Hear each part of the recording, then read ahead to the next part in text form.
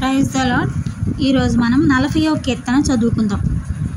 యెహోవా కొరకు నేను సహనముతో కనిపెట్టుకొంటిని. ఆయన నాకు చెవియొగ్గి నా మొర ఆలకించెను.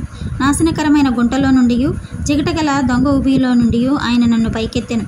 నా పాదములు బండ మీద నిలిపి నా అడుగులు స్థిరపరచెను. తనకు స్తోత్ర రూపమగు కొత్త గీతము మన దేవుడు నా నోట నుంచెను. అనేకులు దాన్ని చూచి భయభక్తులు కలిగి యెహోవా యందు నమ్మకుంచెను.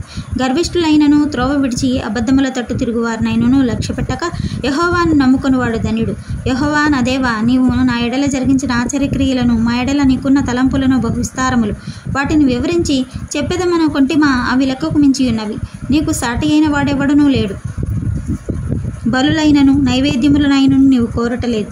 నీవు నాకు చెవులు నిర్మించిన వాడవు. దహన బలులైనను పాపపరిహారార్థ బలులైనను నీవు తెమ్మనలేదు.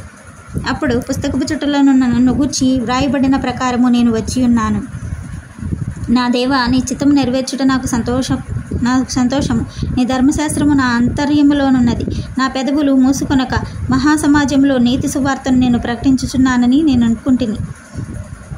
యెహోవా, అది నీకు తెలిసే ఉన్నది. నీ నీతిని నా హృదయంలో నుంచుకొని నేను ఊరకుండలేదు. నీ సత్యము, నీ రక్షణను నేను వెల్లడి చేసి ఉన్నాను. నీ కృపను, నీ సత్యమును మహాసమాజమునకు తెలుప నేను వాటికి మరుగు చేయలేదు. యెహోవా, నీవు నీ వాత్సల్యమును నాకు దూరము చేయవు. నీ కృపాసత్యములు ఎప్పుడునూ నన్ను కాపాడును గాక. లెక్కలేని అపాయములు నన్ను చుట్టుకొని ఉన్నవి. నా దోషములు నన్ను తరిమి పట్టుకొన